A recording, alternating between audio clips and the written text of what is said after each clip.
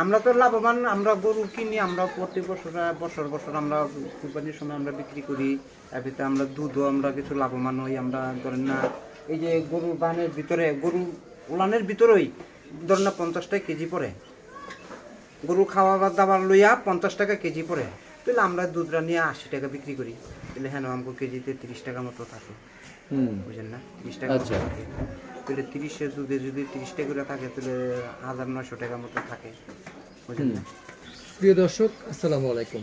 দেশে এবং প্রবাসে, কাছে এবং দূরে এই মুহূর্তে আমাদের এই প্রতিবেদনটা যারা দেখছেন তাদেরকে অসংখ্য প্রীতি ও শুভেচ্ছা জানিয়ে শুরু করছে আজকের প্রতিবেদন। তো দেখতে পাচ্ছেন দর্শক, একদম বাড়ির পাশেই, থাকার ঘরের পাশেই মানে ছোট্ট করে গরু লালন পালন করা হয় বেশ কিছুদিন হলো। তো দেখতে পাচ্ছি, আমরা দেখানোর চেষ্টা করছি যে উন্নত জাতের কিছু গাভী আমরা দেখতে পাচ্ছি। আর যদিও অনেকটা খোলামেলা পরিবেশ, আসলে খোলামেলা পরিবেশে গরু লালন পালন করতে গিয়ে কখনো কোনো বিড়ম্বনায় পড়ছেন কিনা আমরা জানবো। তো আমরা দেখতে পাচ্ছি যে কাঁচা ঘাস খেতে দেওয়া হয়েছে। তো আমরা কথা বলবো এই উদ্যোক্তার সাথে, কথা বলে জানার চেষ্টা করবো যে গরু লালন পালন করে আসলে কেমন আছেন, তার সফলতা ব্যর্থতার গল্প আপনাদের সামনে তুলে ধরার চেষ্টা করব। জি, আসসালামু আলাইকুম। আসসালামু আলাইকুম। ওয়ালাইকুম আসসালাম রহমতুল্লাহ বারাকাতুহু। কেমন আছেন? ভালো আছি, খুব ভালো আছি। কি নাম আপনার? মুরসালিন। মুরসালিন ভাই। আচ্ছা, আমরা দেখতে পাচ্ছি যে আপনি একদম থাকার ঘরের পাশেই গরু লালন পালন করেন, ছোট্ট পরিসরে খামার গড়ে তুলেছেন। গরু লালন পালনটা আপনি শুরু করলেন কিভাবে? এই যে ধরেন না, আমরা তো আগে কৃষিকাজ করতাম, কৃষিকাজ করার পরে তেন ধরে হালকা পাতলা কিছু টাকা পয়সা, কিছু 20-30 হাজার টাকা মতন আয় ছিল। এইটার তেল দিয়ে আমরা একটা হাড় গরু কিনছি, হাড় গরু কুরবানির সময় বিক্রি করে সাইরা এবার একটা গাই কিনছি। একটা তেনে আল্লাহ দিতে দিতে মানে 6-7টা ওই আল্লাহ দিয়েছি। আচ্ছা, সেটা কতদিন আগে শুরু করছিলেন? এই যে 20-30 হাজার টাকা দিয়ে কিনছিলাম একটা ষাঁড় গরু। সেটা কতদিন আগে? এটা ধরেন না কত 8-10 বছর আগে। 10 বছর আগে? হ্যাঁ। 30,000 টাকাতে কিনছিলেন? কিনছিলাম। তারপরে কি আর কিনতে হয়েছে, মানে নতুন করে কোনো টাকা ঢুকাইতে হয়েছে না ওটা রায় দিয়েই? এইটা রায় দিয়েই চলতেছে আল্লাহ দিলে। এটা রায় দিয়েই? এটা রায় দিয়ে, মানে সংসার থেকে আর কোনো টাকা ঢুকাইতে হয়নি? না, সংসার থেকে অনেক কোনো টাকা ঢুকাইতে হয়। আচ্ছা, তো এই যে এতদিন থেকে যে গরু লালন পালন করতেছেন, 10 বছর হয়ে গেছে মাশাআল্লাহ। 10 বছর আগে কি করতেন? হে সঙ্গে তো আগে কৃষি কাজ করতাম। কৃষিকাজ? হ্যাঁ, কৃষি কাজ করতাম। গরু লালন পালনের আগ্রহটা কার কাছ থেকে পেলেন? এই যে দেখি মানুষে কত ঘন্টা বুদ্ধি দেয় যে 2-1টা করে গরু পাললে গরুতে আল্লাহ দিলে লাভবান বেশি। হ্যাঁ, আসলেও কিন্তু গরুতে লাভবান বেশি। এখন মানে এই কৃষি কাজে সার দিয়া, বৈদিক আমলা দিয়া লাভ হয় না, কিন্তু এখন যাই 2-4 পয়সা নগদ টাকা কিন্তু গরু বাছুরই পাওয়া যায় আসলে। কিন্তু অনেকে বলে যে লস হয় খালি। না, লস হইব, যাদের লস হয় তাদের লস হয়, কিন্তু সবার তো লস হয় না, বুঝেন না। সবাই তো সমান না, সবাই তো লস হয় না। আমরা তো ওই যে নিজেরা জানে খাটি, যদি একটা লোক দিয়ে খাড়াইতে হয়, 500 টাকা হাজিরা দিতে হয়, 3 তো খাওয়াইতে হয়। আচ্ছা, তো সেই টাকাটা তো আমগো তেমন লাগে না, ওই আমগো নিজেরা থাকে, বুঝেন না। তার মানে খামার করতে হলে যে নিজেরাই করতে হবে, এটা মাথায় রেখেই করতে হবে। যে নিজের যে ক্ষেতের যে ঘাস বুনতে হয়, মানে এই ঘাস খেতে নিজেই বুনছেন? আমরা তো দেখতেছি দুবলা ঘাসও দেখতেছি মাঝখানে। হ্যাঁ, এই যে দুবলা গাছ আছে, সব গাছই। কিন্তু এই দুবলা ঘাস খাওয়াতে গিয়ে ওদের পেটে কোনো সমস্যা হয় না? না। কিন্তু দুবলা ঘাসের সাথে তো অনেক কীট পতঙ্গ থাকে, এগুলো তো সমস্যা হওয়ার কথা। এটা আল্লাহ তো, সেইটা আল্লাহর ইচ্ছা, বুঝেন না। সব আল্লাহর ইচ্ছা। আচ্ছা, এটা খুব ভালো লাগলো শুনে। এটি বুবাজন আর এটি অসুখ বিসুখ হইলো, নিজেকেও একটা হিসাব রাখতে হয়, চলতে হয়, বুঝেন না। নিজেকে হিসাব রাখতে হয়। কি হিসাব সেটা আসলে? হিসাবটা কি, ধরেন না একটা গরু তো এখন যে গরুটি আছে, যে গরুটা একটা ঠান্ডা লাগলো, নিজেকেও খেয়াল রাখতে হয় যে কোন গরুটা ঠান্ডা লাগলো, বা কোন গরুটা একটা জ্বর আসলো, বা কোন গরুটা একটা দুর্ঘটনা ঘটলো, এটি নিজেকেও খেয়াল রাখতে হয় আর কি। আচ্ছা, নিজেকেও খেয়াল দেখি যে যেমন আমগো দ্বারা কিছু এটা ভালো হয়ে যায়, তাহলে তো ভালোই লই। আর যদি আমগো দ্বারা ভালো না হয়, তাহলে আমরা পশু ডাক্তার আছে, পশু ডাক্তারের নাম্বার আছে, পশু ডাক্তার ফোন দা আমি আইন সেটা চিকিৎসা করি। এই যে এই কয়েকদিন আগে, এই যে 3-4 দিন আগে, এই যে গরুটার আমার প্রায় ধরেন না 3,000 টাকার মতন খরচ গেছে। 3,000 টাকা? কি হয়েছে? 3,000 টাকা খরচ গেছিল। ওই যে এটার যে দুধ আছে না, দুধের মধ্যে সাইডেই তো একটা ম্যাস্টাইসিস যেটা রোগ বলে, উলান ফোলা রোগ। হ্যাঁ, উলান ফোলা রোগ। আচ্ছা, ওই যে সেইটা হয়েছিল। আল্লাহ দিলে পাস হয়, যেমন 3000 টাকা খরচ করছি, নিজেরা বরফ চেক দিছি, অনেক কিছু করছি, করার পর কিছু কমছে।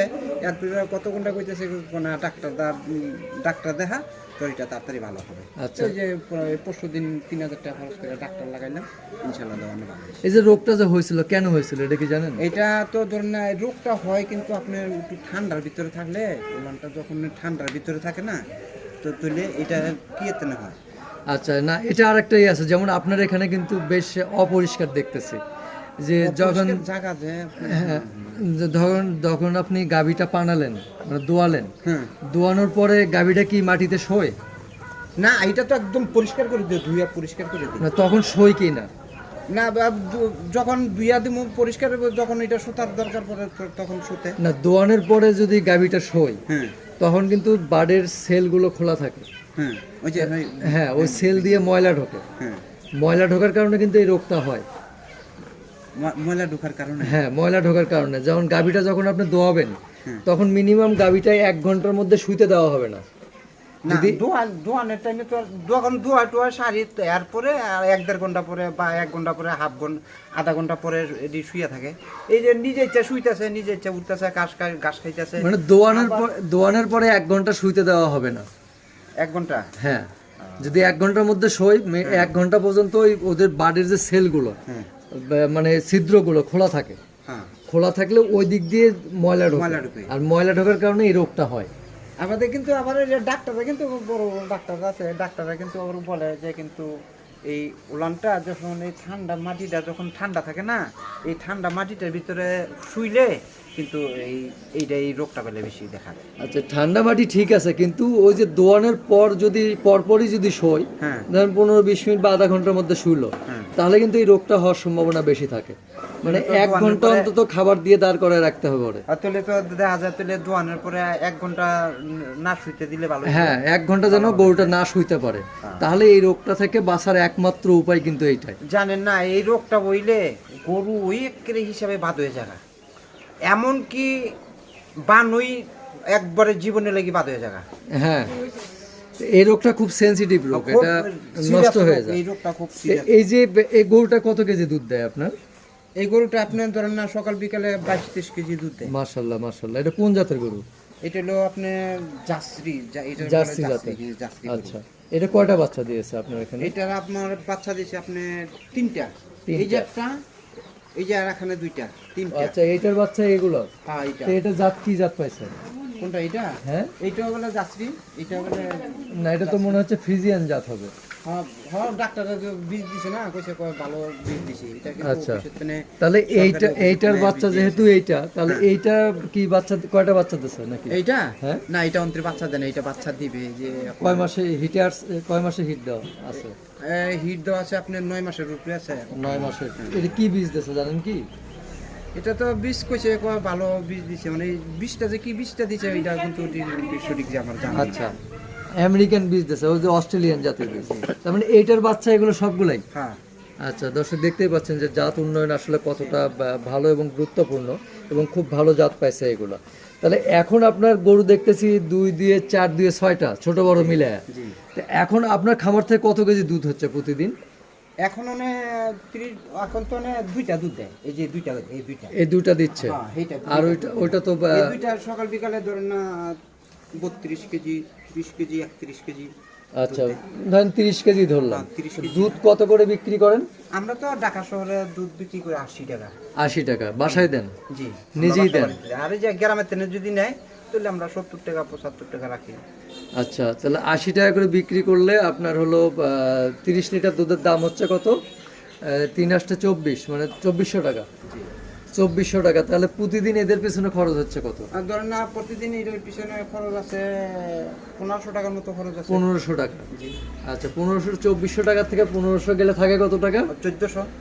না, 2400 থেকে 1500 গেলে থাকে হলো 900 টাকা। জি, 900-1000 টাকার মতো থাকে আমাদের মাসে। 20-30 হাজার টাকার মতো থাকে গরুটি পাইলা। আচ্ছা, 20-30 হাজার টাকা থাকে, এর মধ্যে সংসারের খরচ আছে না? আর ধরেন না সংসারে খরচ আপনার পরিশ্রম 30,000 আছে না? টাকা সংসারে খরচ 30,000, 15,000। 15,000। আর নিজে আর সংসারে আয় আছে যে 15,000। 15,000। 15,000 টাকা কি আপনার বেতন? হ্যাঁ, 15,000 টাকা। এই যে আমি যে গরুটির পিছে খাটি, 15,000 টাকা যেমন আমার বেতন। আচ্ছা, যেমন একটা বিদেশি কামলা রাখলে ঘরে বেতন দিত না, সেই বেতনটা যেমন আমারই রয়ে গেল। আচ্ছা, তার মানে আপনার এখানে মোটামুটি কত টাকার সম্পদ আছে? ধর না কোনো বর্তমান মোটামুটি 8-9 লাখ টাকার 8-9 লক্ষ টাকা। তাহলে 9 লক্ষ টাকা থেকে আপনার মাসে সব খরচ বাদ দিয়ে 15,000 টাকা আয় থাকতেছে। 15-20 হাজার টাকার মতো নাই থাকে। আচ্ছা, এখন একটু বলেন তো, যে আপনি তো অনেকটা মোটামুটি সফল, মাশাআল্লাহ, আল্লাহ দিয়েছে, আপনি সফল হয়েছেন। এই সফল হওয়ার আসল মূল মন্ত্রটা কি? আপনি একটা পর্যায়ে বলছিলেন যে কি যেন বলছিলেন, একটু বলবেন আসলে এটা? বলছিলাম কি, ধরেন না আমরা যদি কিছু সহযোগিতা পাইতাম, হ্যাঁ, সরকার থেকে যদি কিছু সহযোগিতা পাইতাম তাহলে আমাদের তুমি ভালো হতো। সহযোগিতা পান নাই? না, আমরা ওই যে কইলাম যে কিন্তু আমরা সহযোগিতা পাওয়া নেমে যে ওই যে 16,000 টাকা খাওয়া সাবার উপজেলাতে দিছিল। আচ্ছা, খানতেনে পাইছিলাম আমরা 16,000 টাকা, 16,000 টাকা কিন্তু আমরা এই টাকাটাই পাইছি। 16,000 টাকা পাইছেন। সরকার কি এর চেয়ে বেশি আর দেওয়া সম্ভব হবে? কয়জন মানুষরা দেবে? অনেক সরকার দিলে তো অনেকেই পারে, আর না দিলে তো কিছু, দিলেও কিছু করার নাই, না দিলেও কিছু করার নেই। সেই সরকারের কাছ থেকে ওই চাওয়াটা কেমন চাইতেছেন, যে আসলে কিভাবে দেবে? যে একটা লোন হিসাবে চাইতাম যে 2-4-5-10 লাখ টাকার মতন একটা লোন নিলে, বা 10 লাখ টাকা একটা লোন নিলে, ধরেন না 2 বছরে দিয়ে পরিশোধ করলে 10 লাখ টাকা দিয়ে বাস আমি গরুটা আরও 2-1টা গরু বাড়াইতাম, বা ঘর দুয়ারটা আমি ঠিকঠাক মতন সুন্দর মতন করতে পারতাম।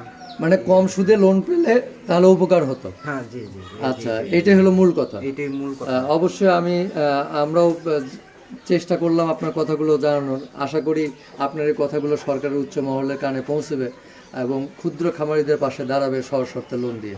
তা আপনি এই যে 10 বছরে আসলে গরু থেকে কি আয় করেছেন? এখান থেকে আয় সম্ভব হয়েছে? কি কিছু করা গেছে অর্থ সম্ভব? কি করেছেন? এই যে ধরেন না, এই যে আমি যে বাড়িটা করলাম, প্রায় আমার 20-22 লাখ টাকা মতো খরচ। আমার ওয়াইফ, হ্যাঁ, বাপের বাড়িতে পাইছিল 10 লাখ টাকা, আবার আমার ছিল 10-15 লাখ টাকা। আচ্ছা, এটি খরচ করে আজ আমি বাড়িটারি করলাম। মানে বাকিটা বাড়িয়ালি পাইছে 10 লাখ টাকা, আর বাকি টাকা গরুর আয়। গরুর আয়, মাশাআল্লাহ, এটা খুবই ভালো লাগলো। আমি বাড়িটারি করলাম। আচ্ছা, এখন বলবেন যে এই যে ধরেন আপনি শুরু করছিলেন 20,000 টাকা দিয়ে মাত্র, না? আজকে মাশাআল্লাহ সেখান থেকে শুরু করে এখন 9 লাখ টাকার সম্পদও আছে এবং বিক্রি করে বাড়িও করেছেন। নতুন যদি এখন কেউ শুরু করতে চায়, তারা কি আসলে এই সেক্টরে লাভবান হতে পারবে? হ্যাঁ, ইনশাল্লাহ। কিভাবে শুরু করতে হবে? আমরা তো লাভবান, আমরা গরু কিনি, আমরা প্রতি বছর আমরা কুরবানির সময় আমরা বিক্রি করি, এতে আমরা দুধও আমরা কিছু লাভবান হই। আমরা ধরেন না, এই যে গরুর বানের ভিতরে, গরু উলানের ভিতরেই ধরেন না 50 টাকা কেজি পড়ে, গরু খাওয়া দাবার লইয়া 50 টাকা কেজি পড়ে, তাহলে আমরা দুধটা নিয়ে 80 টাকা বিক্রি করি, তাহলে হ্যাঁ আমাকে কেজিতে 30 টাকা মতো থাকে। বুঝলেন না, 30 টাকা মতো থাকে। তাহলে 30-এর দুধে যদি 30 টাকা করে থাকে, তাহলে 1900 টাকা মতো থাকে। বুঝলেন না, তার মানে লস নাই আসলে? না, ইনশাল্লাহ গরু বাছুর পাইলে লস নেই। লস? তাহলে যারা বলে তারা অনেকটা মিথ্যাও বলে নাকি? মানে যারা বলে হ্যাঁ, তো ধরেন না, ওই যে বদলি কামলা দিয়া করায়, গরু উঠাইছে 50টা উঠে এসে যা, ওই 1 কোটি টাকা সরকার থেকে লোন দিয়েছে, গরু উঠাইছে 50টা গরু উঠে এসে যা, বদলি কামলা দিয়া সাইডা ওই হেরার লস দেখায়। বুঝছেন, হেরা লস দেখায়। আবার হেরা তো কিন্তু আমাদের মতন পারবে না। আমরা 1 কেজি দুধ বিক্রি করি 80 টাকা, আর হেরা গোলগোর সাথে বিক্রি করে 50 টাকা, কিন্তু কেজিতে 30 টাকা বাড়তি তো আমরা এমনি বিক্রি করি। আবার নিজেকে দুধ নিজেরা বিক্রি করি। বুঝেন, কিন্তু বড় খামারি তো 50 টাকা দুধ বিক্রি করবে না, তারা কিন্তু বেশিই করে। আচ্ছা, করে। আর যে খাবার দাবারের মধ্যে কি কি কন্ট্রোল করেন আসলে? কোন খাবারটা? এই যে আমরা ওই যে গরুর খাবার দাবার, এই যে দেখছেন, এই যে দেখেন, এটা কি নিজেরা বানাইছেন? না না, কিনে আনা? এই যে এটা হলো কুড়া। হ্যাঁ, এই জায়গা, বুঝছেন, এটা হলো ধানের কুড়া। এটা কত করে নেন বস্তা? এটি হলো আপনার এখন 800 টাকা বস্তা, 50 কেজি। 50 কেজি 800 টাকা বস্তা? 800 টাকা বস্তা। এই যে ধানের কুড়া, না? হ্যাঁ, এটা হলো ধানের কুড়া। আর এই যে এটা হলো গম বুসি, ওই যে গমের ছিলকা। আচ্ছা, এই যে এইটা হলো 36 টাকা কেজি। 36 টাকা কেজি? হ্যাঁ, এই যে এটা। আচ্ছা, 36 টাকা। বস্তা কত পড়ে? ধরেন না 1500 টাকা। 1500 টাকা 41 কেজি। 41 কেজি, হ্যাঁ। তার মানে 50 কেজিও না? 50 কেজিও না। আচ্ছা, তার মানে এগুলো তো অনেক দাম বাড়তি এখন। অনেক দাম বাড়তি। তাহলে এত খরচ করার পরেও বলতেছেন যে আয় থাকে, তাহলে তো অবশ্যই মানে ওই যে নিজে খাইতে করতে পারলে আয়টা, নিজে খাইতে করতে পারলে আয়টা বেশি। আচ্ছা, তো ভবিষ্যতের কি স্বপ্ন দেখতেছেন খামার নিয়ে? যে ভবিষ্যতে স্বপ্ন দেখতেছি যে আরটু সামনে বাড়ানোর জন্য, আরো ইয়া করানোর জন্য, ফরক করানোর জন্য, বুঝেন না, আরো বেশি করে করানোর জন্য আশা।